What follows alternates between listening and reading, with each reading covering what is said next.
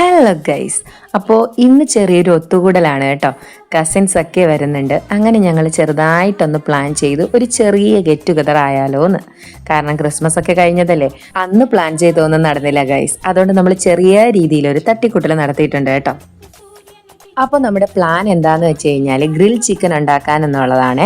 അപ്പോൾ നമ്മൾ ഉച്ചയ്ക്ക് തന്നെ ചിക്കൻ എല്ലാം നല്ലപോലെ മസാലയൊക്കെ പുരട്ടി മാരിനേറ്റ് ചെയ്ത് വെച്ചിട്ടുണ്ട്. അത് ഏകദേശം ഒരു 4 മണിക്കൂറൊക്കെ കഴിഞ്ഞ് കാണും കേട്ടോ. അപ്പോൾ നമ്മൾ വൈകുന്നേരം ആ ഗ്രില്ലിലുള്ള കനൽ സെറ്റാക്കുവാണേ. അങ്ങനെ കനലൊക്കെ സെറ്റാക്കി നമ്മൾ ചിക്കൻ എല്ലാം പറക്കി വെക്കുന്നുണ്ട് കേട്ടോ. കാരണം നമ്മളിത് വൈകുന്നേരേ തുടങ്ങിയ പരിപാടിയാണ്. ഒരുപാട് ടൈം എടുക്കും ഇത് വെന്ത് വരാൻ വേണ്ടിയിട്ട്. അപ്പം നമ്മൾ വൈകുന്നേരേ ഇതിന് വേണ്ടിയിട്ട് പരിപാടികളൊക്കെ സെറ്റ് ചെയ്തു.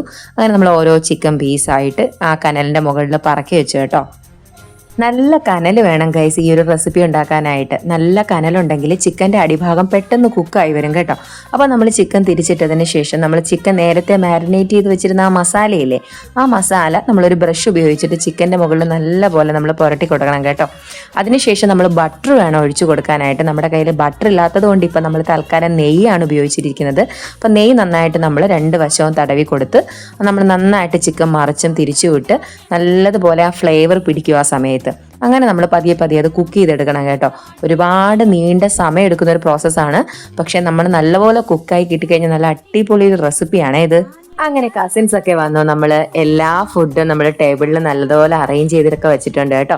ക്രിസ്മസ് കഴിഞ്ഞു പോയത് കൊണ്ട് തന്നെ നമ്മൾ ക്രിസ്മസ് ചെറുതായിട്ടൊന്ന് ആഘോഷിക്കാം എന്നുള്ള രീതിയിലാണ് ഈ ഒരു ഗെറ്റ് ടുഗദർ പ്ലാൻ ചെയ്തത്.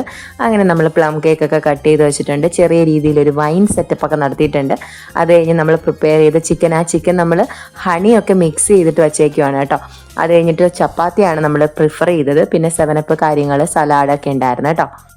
അങ്ങനെ ഞങ്ങൾ ചെറിയ രീതിക്ക് ഒരു ചീയേഴ്സ് ഒക്കെ പറഞ്ഞ് ഈ ഒരു ദിവസം കളറാക്കി കേട്ടോ.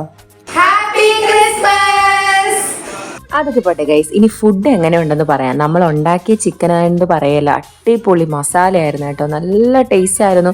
നമ്മുടെ ഈ കബാബിൻ്റെയൊക്കെ ടേസ്റ്റ് ഇല്ലേ, ആ ഒരു ടേസ്റ്റ് ആയിരുന്നു കേട്ടോ. അടിപൊളിയായിരുന്നു. അതിൻ്റെ കൂടെ നമ്മൾ ചപ്പാത്തിയും മയണൈസും സോസും ഒക്കെ മിക്സ് ചെയ്ത് കഴിക്കാനായിട്ട് അടിപൊളിയായിരുന്നു കേട്ടോ. ഇപ്പം തന്നെ പറയുമ്പോൾ വായി വെള്ളം വരുന്നുണ്ടേ.